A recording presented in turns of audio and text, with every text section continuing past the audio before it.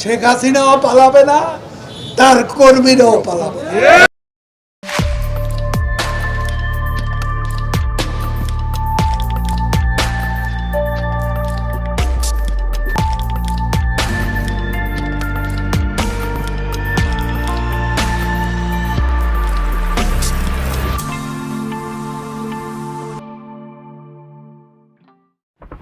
হাসিনা পলাইছে, তার কর্মীরাও পলাইছে, এমনকি কাউয়াও পলাইছে। এডিটর সাহেব, কাউয়ার সাউন্ড নেন অনেকদিন পরে। আর জোরে জোরে, আরো জোরে, আরো জোরে, আরো জোরে। হাসিনারে পলাইতে হয়েছে, তার কর্মীদেরও পলাইতে হয়েছে। হাসিনারে পলাইতে হইল কেন? সে তো ক্যান্টনমেন্টে থাকতে পারতো, অনেকেই ছিল। এমনকি আওয়ামী লীগের দুর্গখ্যাত গোপালগঞ্জে থাকতে পারতো। রাজাপাক সে তো ক্যান্টনমেন্টে ছিল বেশ কিছুদিন। একইভাবে তার রাষ্ট্রপতি ভবন দখল হয়েছিল শ্রীলঙ্কাতে। পরে দেশ থেকে বাইরে গেছিল মাত্র 52 দিনের জন্য, 2 মাসও না। পরে ফিরে আসিছে। হাসিনা 2 বছর ধরে আসে না, হঠাৎ সে দেশে ফিরবে ঘোষণা দিছে রয়টার্সকে দেওয়া এক সাক্ষাৎকারে। কাটারানি বলছে যে আগামী ডিসেম্বরে দলের নেতা কর্মীদের সঙ্গে নিয়ে সে ফিরে আসবে নাকি, আয় নাকি আদালতে আত্মসমর্পণ করবে। হ্যাঁ, আমাকে ফাঁসির হুকুম দিয়েছে, আমাকে একটা মামলা দিয়ে মিটছে, অনেক শাস্তি দিয়েছে। আমি এটা করি না। আমি বলবো ঠিক আছে, জেলখানা রেডি করেন, ফাঁসির মঞ্চ রেডি করেন, আমি আসছি। তারপর ওর লেসপেন্সার গুলো এক একজন করছে, আমাদেরও কইছে নেত্রী আমরা একসাথে যাব, প্লেন ভাড়া করে নিয়ে আসবে নাকি চার্টার করে। আমরা এখান থেকে লন্ডন থেকেই মানে ইংল্যান্ড থেকেই 10টি চার্টার প্লেন আমরা নিয়ে যেতে চাই। এটা আমাদের নিজস্ব, এটার মানে হলো সবাই কন্ট্রিবিউট করবে। আমাদের যারা নেতাকর্মী প্রত্যেকে তাদের টিকেটের টাকা দিবে এবং আমরা 10টি, তার মানে 220 সিটা, মানে 220 জন একটা প্লেনে যেতে পারবে। আমরা অলরেডি আমাদের এজেন্টদের সাথে কথা বলছি, তারা এটা ওয়ার্কআউট করছে, আমাদেরকে জানাবে এবং এই প্রস্তুতি সম্পন্ন আমরা ইতিমধ্যেই করে ফেলবো। প্রত্যেক জায়গায় আমাদের নেতৃবৃন্দ দায়িত্ব নিচ্ছেন।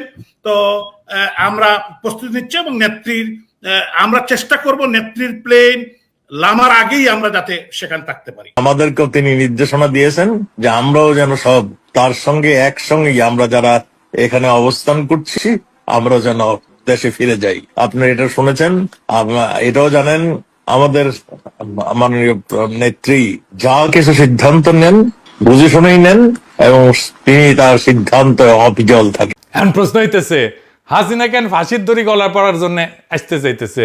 হাসিনা ফিরে আসাটা কি বাস্তবসম্মত? আসলেই কি সে ফিরবে বা চাইলেই কি ফিরতে পারবে? এই বিষয়টা বুঝার আগে ইন্ডিয়া হাসিনারে নিয়ে কি সমস্যায় পড়ছে সেটা একটু বুঝে দেখি। আসেন, আপনি নিজেরে ভারত রাষ্ট্রের জায়গায় বসান। আপনার কাজ হইতেছে ভারত রাষ্ট্রের স্বার্থ দেখা। এইভাবে চিন্তা করেন, আপনি হাসিনারে নিয়ে কি সিদ্ধান্ত নিতেন? তাহলে প্রথমে দেখতে হবে হাসিনা ইন্ডিয়ার কাছে কি কি লাগে। বাংলাদেশের ভবিষ্যৎ নেতা না, পরবর্তী প্রাইম মিনিস্টার আম্মু না, পরবর্তীতে যে দল ক্ষমতায় আসবে তার নেতা না। ইন্ডিয়া তো বেকুব না, তারা জানে হাসিনা তার দল তার 14 গোষ্ঠী জিন্দেগিতে বাংলাদেশে ক্ষমতা আসতে পারবে না। তাহলে হাসিনারে সে পালবে কেন, রাখবে কেন? হাসিনা আশ্রয় নেওয়ার 1 মাসের মধ্যে আলাপ উঠেছিল হাসিনা ইন্ডিয়ার জন্য একটা কূটনৈতিক মাথা ব্যথা হয়ে উঠেছে, দেখেছেন? আবার হাসিনারে যদি না রাখা হয় তাহলে আবার আরেক সমস্যা। ওইখানেই লিখেছে, ইংরেজি যেহেতু লিখেছে তাহলে ঠিকই লিখেছে, তাই না? এটা বাংলা করলে এরকম হয় যে হাসিনারে যদি না রাখে তাইলে দিল্লি ঘনিষ্ঠ আঞ্চলিক নেতাদের কাছে বার্তা যাবে যে ভারত শেষ পর্যন্ত আপনাকে রক্ষা করবে না। তাহলে ভিন্ন দেশে ইন্ডিয়ার লেসপেন্সার সরকার বা রাজনীতিবিদ আছে, তারা তো আর ফ্রি সার্ভিস দেবে না ইন্ডিয়ারে। মানে ইন্ডিয়া হাসিনাকে রাখার একটাই যুক্তি যে তারে আশ্রয় না দিলে দিল্লি দাস যারা আছে তারা ইন্ডিয়ার উপরে ভরসা পাবে না। আবার উল্টা দিকে হাসিনারে রাখলে বাংলাদেশের সাথে তার সম্পর্ক নষ্ট হইতে থাকবে, বাংলাদেশে ইন্ডিয়া বিরোধী হাওয়া আরো বেশি উঠবে। ইন্ডিয়ার বাস্তব স্বার্থ আছে বাংলাদেশে, তার ব্যবসা আছে, ট্রানজিট আছে, ইন্ডিয়ানরা চাকরি করে বাংলাদেশে, বাংলাদেশিরা যায় ইন্ডিয়াতে শপিং করে, টাকা খরচ করে, চিকিৎসা করে। হাসিনারে দরকার ছিল এইসবের জন্য, হাসিনা চলে গেলেও এইসব তো লাগবেই তার। এই স্বার্থগুলো তো রক্ষিত হবে না। ইন্ডিয়া পড়ছে উভয় সংকটে, মান কিসি পায়। হাসিনাকে রাখাও বিপদ, আবার আওয়ামী লীগকে পুনরায় সক্রিয় করাও সম্ভব না। ইন্ডিয়া মূলত এই 2টা সমস্যার সমাধানের চেষ্টা করতেছে, কিন্তু তার খাতে কার্যত ভালো কোনো অপশনও নাই। এই কারণে নানা ধরনের চাপ হাসিনারে দিতেছে। আসলে তাকে চাপ দেওয়ারই কথা। এই চাপের মধ্যে হয়তো অসহায় হইয়া বেপরোয়া হইয়া শেখ হাসিনা এই সমস্ত আউল ফাউল কথাবার্তা কইতেছে। এই ধরনের কথাবার্তা বলার মধ্যে দিয়ে অবশ্য ইন্ডিয়াও পরীক্ষা করার চেষ্টা করছে যে কতটুকু সে পারে আরেকবার দেখে নেওয়ার জন্য। আমি মনে করি না ইন্ডিয়া যদি সত্যিকার অর্থে সুস্থিরভাবে কৌশলগত দিক বিবেচনা করে একটা পরিকল্পনা সাজায়, তাতে শেখ হাসিনাকে রেখা কিছু করা এবং শেখ হাসিনাকে দিল্লিতে রেখা এইভাবে কথাবার্তা বলতে দিয়াও খুব বড় কিছু অর্জন করা সম্ভব বলে আমি মনে করি না। ইন্ডিয়া শেখ হাসিনাকে অনিবার্য বলে মনে করে না, আসলেই তাই। শেখ হাসিনা ইন্ডিয়ার জন্য অনিবার্য না, অপরিহার্য না। হাসিনাকে অনাবশ্যক করে দেওয়ার চেষ্টা ইন্ডিয়া আগেও করেছে, সক্রিয়ভাবে করছে, ফাইনালি এক্সিকিউট করতে পারে নাই। কংগ্রেস ছিল সেই উদ্যোগ, আজকালকার চ্যানেলরা হয়তো সেই ইতিহাস জানে না। আসেন সেটা দেখি। শেখ হাসিনা যে তাদের কাছে অনিবার্য না, অত্যাবশ্যকীয় না, অপরিহার্য না, এই ভাবনাটা নতুন না। এটা 2008 সালে এরকম একটা পরীক্ষা নিরীক্ষা তারা করছিল। তখন র্যাটস দিয়া সংস্কারপন্থী আওয়ামী লীগকে জন্ম দেওয়ার চেষ্টা করে ইন্ডিয়াই করেছিল এটা। র্যাটস মানে জানেন তো, RATS, রাজ্জাক, আমু, তোফায়েল আর সুরঞ্জিত, এই 4 জনের নামের প্রথম অক্ষর দিয়া র্যাটস। এরাই আওয়ামী লীগ ভাঙতে চাইছিল, সেটা ব্যর্থ হয়েছিল। এটার পিছনে কৃতিত্ব শেখ হাসিনার না, তৎকালীন এই ফখরুদ্দিন মঈনুদ্দিন সরকার জনরোষে পড়ছিল, তাদের উপরে মানুষের আস্থা চলে গেছিল এবং নির্বাচন দিতে বাধ্য হয়েছিল। এই পরিপ্রেক্ষিতে শেখ হাসিনা তখন আবার পুনরায় তার দলের দখল নিতে সক্ষম হয়েছিল। তাছাড়া খবর আসছিল, আজকালকার চ্যানেলরা হয়তো জানেই না যে আগে একই নামে অনেকগুলো দল থাকতো। আবার আওয়ামী লীগ ভেঙে 3টা দল হয়েছিল, আওয়ামী লীগ হাসিনা, আওয়ামী লীগ রাজ্জাক, আওয়ামী লীগ মিজান। আর জায়জাদিনের শফিক রহমান ভাই আছে না, উনি আওয়ামী লীগ লিখলে পাশে ব্র্যাকেটে লিখতো হারামি, হারামি মানে হাসিনার হা, রাজ্জাকের রা আর মিজানের মি। আওয়ামী লীগের বিরুদ্ধে হিস্টোরিক একটা কালচারাল রেজিস্ট্যান্স কিন্তু ছিল। যাই হোক, আর আলাপে ফিরে আসি। তাই ইন্ডিয়ার হাতে আসলে একটাই বিকল্প আছে, যে আওয়ামী লীগ নামের এই ঘোড়ায় চেপে বাংলাদেশে আবার ফিরে আসার চেষ্টা করতে পারে। কাদের উপরে? যারা হবে তাদের বশংবদ দাস, যারা থাকবে তাদের কাছে চিরকৃতজ্ঞ। শেখ হাসিনা তো মাঝে মধ্যে ট্যাফও করতো, ফোঁস করতো ইন্ডিয়ার সাথেও। এদের কারো কেন, এদের ছেলে মেয়ের কারো পক্ষেও ট্যাফও করা, ফোঁস করা সম্ভব হবে না ইন্ডিয়ার সাথে। এরা হবে চিরজীবনের জন্য কেনা গোলাম। শেখ হাসিনার চিন্তা এখন ইন্ডিয়া তারা তালাক দিয়ে দেয় নাকি। কিছুদিন টাকা পয়সা দিয়ে প্রচুর হয়েছে করলো, এক বাটপার মজুমদার আছে না, হ্যাঁ, ও সারা দুনিয়া ঘুরলো, টাকা পয়সা মনে হয় ভালোই পেয়েছিল, সব ঠান্ডা হয়ে গেছে। এতে এখন ইন্ডিয়া কই তোমার লোকজন কই, আর তো কাউরে মাঠে নামাইতে পারো না। তাই শেখ হাসিনার বাংলাদেশে ফিরে আসার এই চেষ্টাটা ভারতের দিক থেকে তার উপরে ক্রমাগত চাপের একটা বহিঃপ্রকাশ করতে পারে। অন্যদিকে ইন্ডিয়ার পক্ষ থেকে এটা পরখ করা যে এই মনস্তাত্ত্বিক চাপ সৃষ্টি করে বাংলাদেশ সরকার বিশেষত বিএনপির হাত মোচড়ানো যায় কিনা। আবার শেখ হাসিনার ডাকে সারা দিয়া মরিয়া হইয়া আওয়ামী সন্ত্রাসীরা কতটুকু অরাজকতা করতে পারে, বিশৃঙ্খলা তৈরি করতে পারে, এটাও একটা পরীক্ষা হয়ে যায়। এই সমস্তের বাইরে এই আওয়াজের কোনো মূল্য নাই আপাতত। যে সমস্ত বাকশালী সন্ত্রাসী এখনো দেশের আনাচে কানাচে বিক্ষিপ্ত এবং বিচ্ছিন্নভাবে জাতীয় সম্পদ লুণ্ঠনকারী হাসিনার জ্ঞাতি গোষ্ঠীর সমর্থনে মিছিল বের করে স্লোগান দেয়, তার মাত্রা কমে যাবে। আর দেখবেন সামনে কমে যাবে, এটা আর হবে না। শুধু রাজনৈতিক তৎপরতা না, এদের সামাজিক সাংস্কৃতিক সহ সকল ধরনের কর্মকাণ্ডই বিএনপি, জামাত এবং এনসিপির মতো দলগুলোর সম্মিলিত প্রতিরোধের মুখে পড়বে। ফ্যাসিবাদ বিরোধী জাতীয় ঐক্য 24 সালের জুলাই আগস্ট মাসের মতো দেশব্যাপী পুনরায় আবারও দৃশ্যমান হবে। ফলে আওয়ামী লীগ এবং ইন্ডিয়ার প্রতি দুর্বল সকল রাজনৈতিক, সাংস্কৃতিক, সামাজিক শক্তিসমূহ ব্যাপক জনরোষের কবলে পড়বে। আগামী ডিসেম্বরে বাংলাদেশময় জুলাই বিপ্লবের পুনর্জাগরণ সৃষ্টি হবে, এটা দেখে নিয়েন, লিখে রাখতে পারেন। তবে এটাকে সংগঠিত করার যে কাজটা দেশের প্রধান 3টে দলের শীর্ষ নেতাদের ঐক্যবদ্ধভাবে এখনই শুরু করতে হবে। দেশে ফিরে আসার যে আস্ফালন খুনি হাসিনা করছে, তা বাংলাদেশের গণতন্ত্রের নব অভিযাত্রার পথে সবচেয়ে বড় হুমকি। ঘাতক খুনি লুটেরারা ফিরে আসা মানে ফ্যাসিস্ট দুঃশাসনের পুনঃপ্রবর্তন ঘটা। আমাদেরকে খুবই জোরের সাথে বলতে হবে যে শেখ হাসিনা ফিরে আসতে চাইছে, ভালো কথা, শেখ হাসিনা ফিরে আসুক, আমরা অবিলম্বে শেখ হাসিনার ফাঁসির রায় কার্যকর করব। ওর আপিলের কোনো সুযোগ নাই। শেখ হাসিনা ফিরে আসা মাত্রই তার বিরুদ্ধে রায় কার্যকর করার যে রাজনৈতিক দৃঢ়তা, এ বিষয়ে জুলাই শক্তির মধ্যে সার্বজনীন রাজনৈতিক ঐক্য এবং সংলাপ হওয়া জরুরি।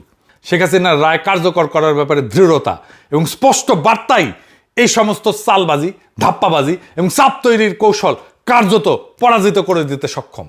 হাসিনাকে এয়ারপোর্ট থেকে সরাসরি ফাঁসির কাছে নিয়ে যেতে হবে, ওইখান থেকেই ওই দিনের মধ্যেই ওরে ঝুলাই দিতে হবে। মানবতা বিরোধী অপরাধে আন্তর্জাতিক অপরাধ ট্রাইব্যুনালে মৃত্যুদণ্ডপ্রাপ্ত আসামি খুনি হাসিনাকে বাংলাদেশও ফেরাতে চায়। ইন্ডিয়া এই খুনিকে নিরাপদ আশ্রয় দিয়ে রাখছে। সেখান থেকে তাকে ধৈর্য বাইদ্যা বাংলাদেশে প্রত্যাবর্তন বা প্রত্যাবর্ষণ করতে হবে। ইন্ডিয়া যদি সত্যিকার অর্থেই নবজাগ্রত বাংলাদেশের সাথে কর্ম উপযোগী সম্পর্ক গড়ে তুলতে চায়, একটা ওয়ার্কিং রিলেশন গড়ে তুলতে চায়, তাহলে প্রতিবেশী এই দেশের জন্য এই ছাড়া আর বিকল্প পথ কোনো খোলা নাই। এটা তারা যত তাড়াতাড়ি বুঝবে ততই এই প্রতিবেশী এই দুই দেশের জন্য ভালো হবে। তাছাড়া বাংলাদেশ, মায়ানমার, চীনের স্থল সংযোগ, তিস্তার পানি ব্যবস্থাপনার মহাপরিকল্পনা এবং চীন এবং তুরস্কের সহযোগিতায় সামরিক শিল্প স্থাপনের মতো বড় বড় উদ্যোগ বাংলাদেশ নিতেই থাকবে এবং তা বাস্তবায়ন হবে ইনশাল্লাহ। এবং এই পথ ধরে পর্যায়ক্রমে বাংলাদেশ যুক্ত হবে পাকিস্তান সহ আরব বিশ্বকে নিয়ে গড়ে ওঠা সম্ভাবনাময় মুসলিম সামরিক জোটে। সন্দেহ নাই এতে আঞ্চলিক উত্তেজনা বাড়বে। তবে বাংলাদেশ দীর্ঘমেয়াদের জন্য এক শক্তিশালী শত্রুর জন্য বিভীষিকা আর দেশের জনগণের জন্য নিরাপদ ভূমিতে পরিণত হবে। বিএনপি খুনি হাসিনাকে নিরাপদে দেশে ফিরতে দেবে বলে আমি বিশ্বাস করি না। তাকে রাজনীতি করতে দেবে বলে আমি বিশ্বাস করি না। কারণ এই দুর্বৃত্ত 1981 সালে ঢাকায় ফেরার মাত্র 2 সপ্তাহের মাথায় প্রেসিডেন্ট জিয়াকে শহীদ হতে হয়েছিল। তারপর কায়েম হয়েছিল ইন্ডিয়ার অনুগত 9 বছর দীর্ঘ সামরিক স্বৈরাচারী জেনারেল এরশাদের দুঃশাসন। সশস্ত্র বাহিনীর দিক থেকে এবার অভিন্ন ঝুঁকির আশঙ্কা আরো প্রবল এবং বহুগুণে বেশি। কারণ ফ্যাসিস্ট আমলে উচ্চপদ বাগানো ইন্ডিয়া অনুগত শীর্ষ কর্মকর্তারা এখনো সেনা, নৌ, বিমান বাহিনীর নেতৃত্বে বহাল তবিয়তে বসে আছে। আর উপরে তো ওয়াকারুজ্জামান প্রভুপাত্র আছেই। তাছাড়া 91 থেকে 96 এবং 2001 থেকে 2006 মেয়াদে দেশনেত্রী বেগম খালেদা জিয়ার সরকারের শাসনামলে আওয়ামী লীগ এবং তার জোটসঙ্গীরা বিএনপিকে একদিনের জন্য স্বাভাবিক, স্থিতিশীল, শান্তিতে দেশ পরিচালনা করতে দেয়নি। এই সমস্ত অশুভ কার্যক্রম পরিচালনার ক্ষেত্রে বাংলাদেশ বিধ্বংসী এবং গণতন্ত্রের শত্রু এই আওয়ামী লীগ এবং তার সহযোগী দলগুলা সবসময় প্রতিবেশী ইন্ডিয়ার কাছ থেকে সব ধরনের সহযোগিতা পাইছে। এর পরের ইতিহাস বাংলাদেশের জাতীয়তাবাদী শক্তি এবং গণতন্ত্রকামী জনগোষ্ঠীর জন্য ভয়াবহ এবং বর্বরতায় পূর্ণ। দেশবাসী কিভাবে ভুলবে নিষ্ঠুরতা এবং নির্মমতার সেই পাষাণ হৃদয় সীমারের যুগের স্মৃতি? 2009 থেকে 2024 জুলাই বিপ্লব পূর্ববর্তী মুহূর্ত পর্যন্ত 15.5 বছর বাংলাদেশ পতিত এবং পরিণত হয়েছিল হাজারো সন্তানহারা মা, পিতা এবং হারানো বাচ্চাদের কান্নার কারবালায়। শুধু কি তাই, এই মহান নেত্রী বেগম খালেদা জিয়া এবং শহীদ প্রেসিডেন্ট জিয়াউর রহমানের কনিষ্ঠ পুত্র নির্যাতিত আরাফাত রহমান কোকর দুঃসহ জীবন এবং মর্মান্তিক মৃত্যুর পটভূমিকে মুছে ফেলা যাবে? যে যতই দয়াশীল এবং মহানুভব এবং সহিষ্ণু হোক না কেন, ইনশাল্লাহ এই ইতিহাসের উপরেই বাংলাদেশের ভবিষ্যৎ রচিত হবে। এর বাইরে অন্য কোনো পথ আর খোলা নাই। মহান আল্লাহ তাআলা রহমানুর রহিম, পরম ক্ষমাকারী, তিনিও বারবার ইনসাফ অর্থাৎ ন্যায় বিচারের কথা বলছেন। আমরা ন্যায় বিচার চাই। আর শেখ হাসিনা যদি নিশ্চিত হয় এবং সেই ক্ষেত্রে ইন্ডিয়া যদি বুঝে যায় কোন রকমের আলাপ আলোচনা সমঝোতা পেছনের দরজা দিয়ে কোনো কিছু ডিল করে আসলে নিশ্চিত হওয়া যাচ্ছে না যে শেখ হাসিনাকে ঝুলতে হবে না, তাহলে শেখ হাসিনার বাপ, 14 গোষ্ঠী এবং ইন্ডিয়া কারো পক্ষে এই ঝুঁকি নেওয়া সম্ভব না যে ওই সে হাসতে হাসতে তার দলবল নিয়ে বাংলাদেশে ঢুকে পড়বে। হাসিনা কেন, হাসিনার সাথে দেশ থেকে পালায় যাওয়াদের মধ্যে থেকে এরকম আসার চেষ্টায় স্বপ্ন কল্পনায় যারা যুক্ত হবে তাদের সকলের জীবন বিপন্ন হওয়ার আশঙ্কা আছে। উপরন্ত আওয়ামী লীগ এবং তাদের দুঃশাসনের সময়কালে যারা জোটসঙ্গী ছিল, দেশের ভেতরে থাকা এরকম কেউই আর নির্বিঘ্নে জীবনযাপন করতে পারবে না। দেশে গৃহযুদ্ধ শুরু হয়ে যাবে। হাসিনার দলের লোকেরা যত বেশি ট্যাফও করবে, সবগুলোর সানডে মানডে ক্লোজ হয়ে যাবে। আজকে দেখলাম আম্মার রাজশাহী ইউনিভার্সিটিতে কেলানি দিচ্ছে। সাবাস, বাঘের বাচ্চা। আওয়ামী লীগ, ছাত্রলীগ, যুবলীগ যেখানে পাবেন উদাম কেলানি দিবেন। অনেকদিন ভালো মন্দ ওরা কিছু খায় না, কেলানি তো ভাইটামিন আছে। ডিসেম্বর পর্যন্ত কেলানি চলবে। ওদের কেলানিতে সোয়াব আছে। ইনকিলাব জিন্দাবাদ, বাকশাল তাড়ানো জিন্দাবাদ, লীগ কেলানো সফল হোক।